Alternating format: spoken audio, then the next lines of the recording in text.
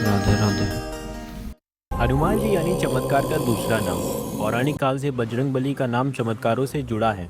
चाहे फिर सीने में बैठे राम जानकी के दर्शन करवाना हो या फिर लक्ष्मण जी को जीवित करने के लिए संजीवनी बूटी लाना हो, न सिर्फ पौराणिक काल बल्कि कलयुग भी हनुमान जी के चमत्कारों से सजा है। हमारे देश में जगह जगह पर हनुमान जी के प्राचीन चमत्कारिक मंदिर हैं। इन्हीं में से एक है संगम किनारे लेटे हनुमान का मंदिर।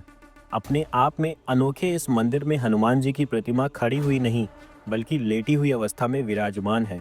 आखिर क्या वजह है कि यहाँ हनुमान जी लेटी हुई अवस्था में हैं? संगम के किनारे स्थित इस मंदिर के बारे में कहा जाता है कि संगम स्नान के बाद यहाँ दर्शन नहीं किए तो स्नान अधूरा माना जाता है।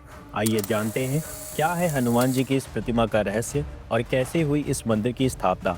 माना जाता है हनुमान जी की यह विचित्र प्रतिमा दक्षिणाभिमुखी और 20 फीट लंबी है। माना जाता है कि यह धरातल से कम 6 से 7 फीट नीचे है। संगम नगरी में इन्हें बड़े हनुमान जी, किले वाले हनुमान जी, लेटे हनुमान जी और बांध वाले हनुमान जी के नाम से जाना जाता है।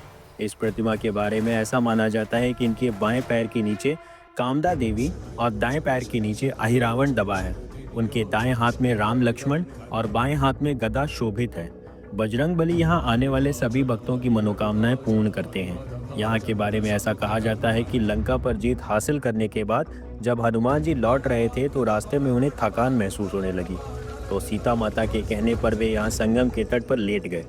इसी को ध्यान में रखते हुए यहाँ लेटे हनुमान जी का मंदिर बन गया। यह मंदिर कम से कम 600 से 700 वर्ष पुराना माना जाता है। बताते हैं कि कन्नौज के राजा की कोई संतान नहीं थी। उनके गुरु ने उपाय के रूप में बताया कि हनुमान जी की ऐसी प्रतिमा निर्माण करवाइए जो राम लक्ष्मण को नागपाश से छुड़वाने के लिए पाताल में गए थे। हनुमान जी का यह विग्रह विंध्याचल पर्वत से बनवाकर लाया जाना चाहिए। जब कन्नौज के राजा ने ऐसा ही किया और वह विंध्याचल से हनुमान जी की प्रतिमा नाव से लेकर आ रहे थे कि तभी अचानक से नाव टूट गई और यह प्रतिमा जलमग्न हो गई। राजा को यह देखकर बेहद दुख हुआ और वह अपने राज्य वापस लौट गए। इस घटना के कई वर्षों बाद जब गंगा का जलस्तर घटा तो वहां दूनी जमाने का प्रयास कर रहे राम भक्त बाबा बालगिरी महाराज को यह प्रतिमा मिली। फिर उसके बाद वहां के राजा द्वारा मंदिर का निर्माण करवाया गया।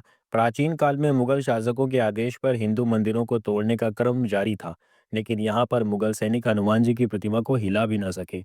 वे जैसे जैसे प्रतिमा को उठाने का प्रयास करते, वह प्रतिमा वैसे वैसे और अधिक धरती में बैठी जा रही थी।